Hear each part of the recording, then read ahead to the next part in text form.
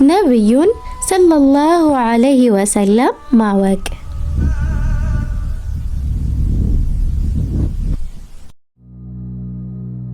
ይህ የቀልብ ዶክተር ድምፅ ነው። አልሐምዱሊላህ። ታካሚዎቻችን የሚድኑ በእኛ ኃይል እንዳይመስሎት፣ በአላህ ኃይል ብቻና ብቻ ነው። ከቀልብ ዶክተር ዓላማ ውስጥ የአላህን ተአምር ማንገስ ዋነኛው ነው። በየጊዜው በቀልብ ዶክተር ታክመው መዳናቸውን ማመን እስከሚያቀታቸው ሲቃይ የተናነቃቸው ሲገልጹ የአላህ ተአምር ምን ያህል የገዘፈና ግልጽ እንደሆነ ያሳየናል። ከህመም ወደ ጤነኝነት፣ ከጭንቀት ወደ ደስታ፣ ከጨለማ ወደ ብርሃን፣ ካላሰቡበት ወደ ስኬት የደረሱት በአላህ ተአምር ቢሆን እንጂ። ልብ ለአላህ እጅ የሰጠና የተናነሰ ሲሆን ግልጽ ይሆናል። አላህም እንዲህ ይለናል፣ አላህን ትገነዘቡና በእርሱም ታምኑ ዘንድ በችሎታው ላይ ያስረጅ የሆኑ ግልጽ ተአምራቶችን ያሳያቸዋል። አልበቀራ። ኑ ባላህ ቃል ያላህን ተአምር እናግስ። ሕክምና ማግኘት ሲፈልጉ ይሄንን ሊንክ ይጫኑ።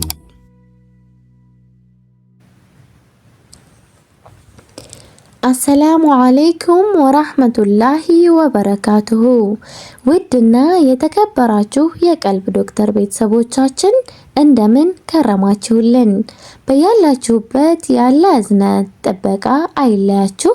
እንደተለመደው ዘወትር ማክሰኞ ወደ እናንተ የምናደርሰው የተለያዩ እስላማዊ ታሪኮችን፣ መጣጥፎችን፣ ትምህርቶችን ነው። ለዛሬም ነብዩን ሰለላሁ ዐለይሂ ወሰለምን ማወቅ ወደ እናንተ ይዤላችሁ ቀርብ ያለሁኝ። አዳዲስ ቤተሰብም ካላችሁ ቻናላችንን ሰብስክራይብ በማድረግ ቤተሰብ ይሁኑ። ወደ ዛሬው ታሪክ እናምራ። ነብዩን ሰለላሁ ዐለይሂ ወሰለም ማወቅ።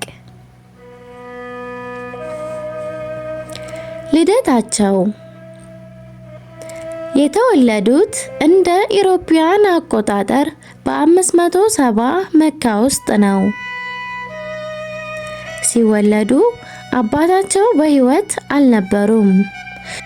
እናታቸውንም ያጡት ገና ልጅ ሆነው ሳለ ነው።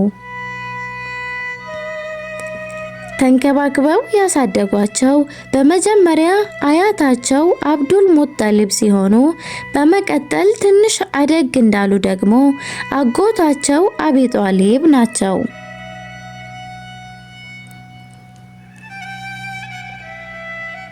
ሕይወታቸውና እድገታቸው ለነብይነት ማዕረግ ከመብቃታቸው በፊት ለ40 ዓመታት ያህል እንደ ኢሮፒያን አቆጣጠር ከ570 እስከ 610 ድረስ ከቁረይሽ ጎሳዎች ጋር ይኖሩ ነበር።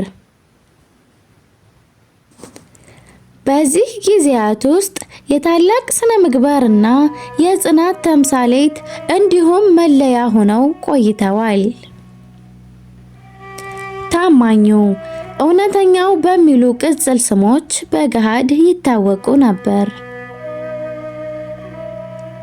እረኛ ነበሩ። ከዚያም በንግድ ሥራ ላይ ተሰማርተዋል። የአላህ መልእክተኛ ሰለላሁ ዐለይሂ ወሰለም ነብይ ከመሆናቸው በፊት በኢብራሂም መንገድ በመጓዝ አላህን በብቸኝነት ያመልኩ ነበር። የጣዖትና ባዕድ አምልኮዎችን ይቃረኑና ይጠየፉ ነበር። የነቢያችን ሰለላሁ ዐለይሂ ወሰለም ሙሉ ስም ሙሐመድ ቢን አብዱላህ ቢን አብዱል ሙጠሊብ ቢን ሐሺም አልቁረይሽ። የነብዩ ሰለላሁ ዐለይሂ ወሰለም ጎሳ በአረቦች ዘንድ እጅግ የተከበረ ጎሳ ነው። ነብዩ ሰለላሁ ዐለይሂ ወሰለም ወደ ሰው ዘር ሁሉ የተላኩ መልእክተኛ ናቸው። አላህ ነቢያችንን ሙሐመድ ሰለላሁ ዐለይሂ ወሰለም ወደ ሁሉም የሰው ዘር በጠቅላላ ልኳቸዋል። እርሳቸውን መታዘዝ በሁሉም ሰው ላይ የተጣለ ግዴታ ነው። አላህ እንዲህ ብሏል፣ ሙሐመድ ሆይ በላቸው እናንተ ሰዎች ሆይ እኔ ወደ እናንተ ወደ ሁላችሁም የአላህ መልእክተኛ ነኝ። ተልእኳቸው የአላህ መልእክተኛ ሰለላሁ ዐለይሂ ወሰለም 40 ዓመታትን በዚህ ሁኔታ ካሳለፉ በኋላ በመካ አቅራቢያ ከሚገኙ ተራራዎች አንዱ በሆነው ኑር ተራራ ውስጥ በሚገኘው ሂራአ ዋሻ ውስጥ በመሆን በጥልቅ ተምዝጦ አላህን ያመልኩ ነበር። ከዚያም ከአላህ ዘንድ የሆነ ወህይ ራእይ ይገለጽላቸው ጀመር። የአላህ ቃል የሆነው ቁርአን በእርሳቸው ላይ ይወርድ ጀመር። በመጀመሪያ በእርሳቸው ላይ የወረደው የቁርአን ቃል አንብብ፣ በዚያ ሁሉም በፈጠረው ጌታ ስም የሚል ነበር። ይህ የእርሳቸው ተልእኮ ዕውቀትን፣ ንባብን፣ ብርሃንን እና የቀጥተኛ ጎዳናን የሚያበስር አዲስ ዘመን ጅማሮ መሆኑን ለመግለጽ ይህ አንቀጽ ወረደ።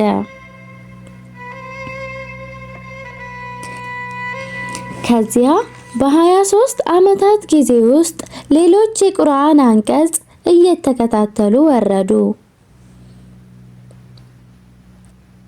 የዳዋ የሰበካ መጀመር የአላህ መልእክተኛ ሰለላሁ ዐለይሂ ወሰለም ለ3 ዓመታት ያህል ሰበካቸውን በድብቅ አካሄዱ። ከዛም ለተከታዮቹ 10 ዓመታት ሰበካቸውን በግልጽና በገሃድ አደረጉ። ነብዩና ሰለላሁ ዐለይሂ ወሰለም የእምነት ባልደረቦቻቸው ሱሐቦች ይህን በማድረጋቸው ጎሳዎቻቸው ከሆኑት ቁረይሾች ከፍተኛ የሆነ ተቃውሞ፣ ሁከትና መዋከብ ገጠማቸው። ወደ ሀጂ ለሚመለሱ ጎሳዎች የእስልምና ግብዣ ቀረበላቸው። የመዲና ነዋሪዎች ዘንድ ጥሪው ተቀባይነትን አገኘ። ከዚያ ቀስ በቀስ ወደ መዲና ከተማ ስደት ጉዞ አደረገ። በእርሳቸው ላይ ቁርአን ወረደ።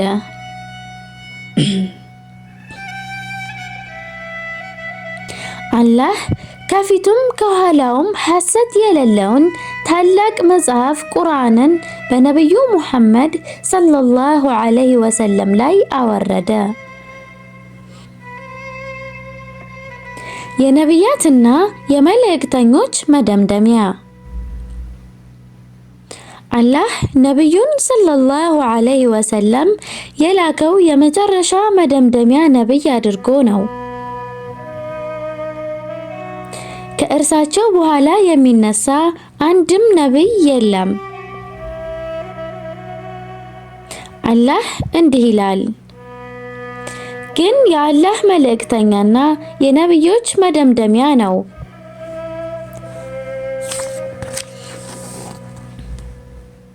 ስደት ነብዩ ሰለላሁ ዐለይሂ ወሰለም ያኔ የስሪብ ትባል ወደ ነበረችው መዲና ከተማ ስደት አደረጉ።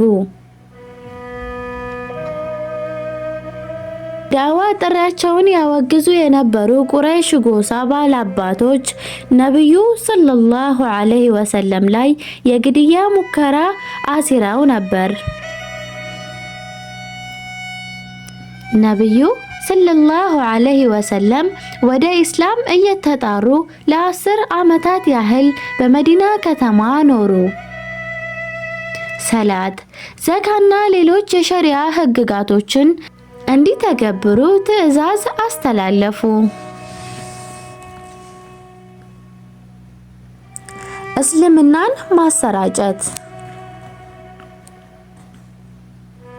የአላህ መልእክተኛ ወደ መዲና ከተሰደዱ በኋላ ከ622 እስከ 632 ባለው ጊዜ ውስጥ የኢስላማዊ ስልጣኔ መሰረት ተክለዋል። አዲስ ሙስሊም ማህበረሰብ ፈጥረዋል። ዘረኝነትና ጎሰኝነትን አስቀርተዋል። ዕውቀትን አሰራጭተዋል። የፍትህ፣ የጽናት፣ የወንድማማችነት፣ የመረዳዳት መርህን ገንብተዋል።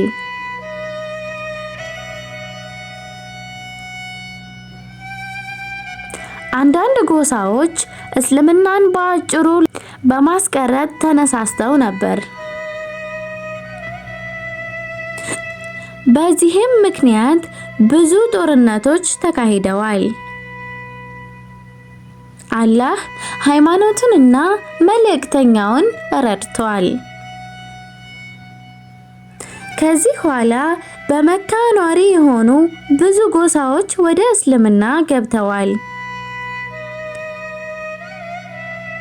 በአረብ ፔንሱላ ከተማዎች ይኖሩ የነበሩ በርካታ ሰዎችም በራሳቸው ምርጫ፣ ፍላጎት እና ውዴታ ወደዚህ ታላቅ ሃይማኖት እየተግለበለቡ ገብተዋል። ህልፈታቸው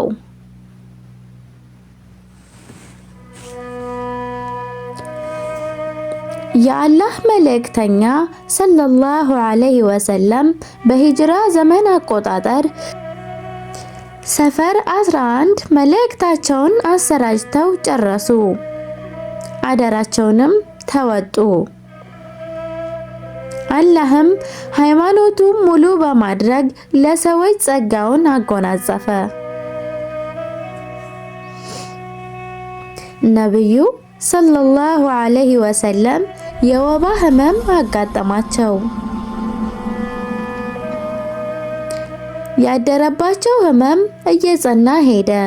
በወርሃ ረቢዑል አወል በዕለተ ሰኞ በ11ኛው ዓመተ ሂጅሪያ ይህን ዓለም ተሰናብተው ወደ ቀጣዩ ዓለም ተሸጋገሩ። ይህ ማለት እንደ ኢሮፒያን አቆጣጠር ሜይ 8 632 መሆኑ ነው። ከዚህ ዓለም ሲለዩ የ63 ዓመት አዛውንት ነበሩ። ግብዓተ መሬታቸው የተፈጸመው ከነብዩ ሰለላሁ ዐለይሂ ወሰለም መስጂድ አጠገብ እሜቴ አይሻ ቤት ውስጥ ነው። እስካሁን ስትከታተሉ ስታዳምጡ ለነበራችሁ ቤተሰቦቻችን ከልብ እናመሰግናለን። ሳምንት በሌላ ርዕስ እስክንገናኝ ወሰላሙ አለይኩም ወራህመቱላሂ ወበረካቱሁ።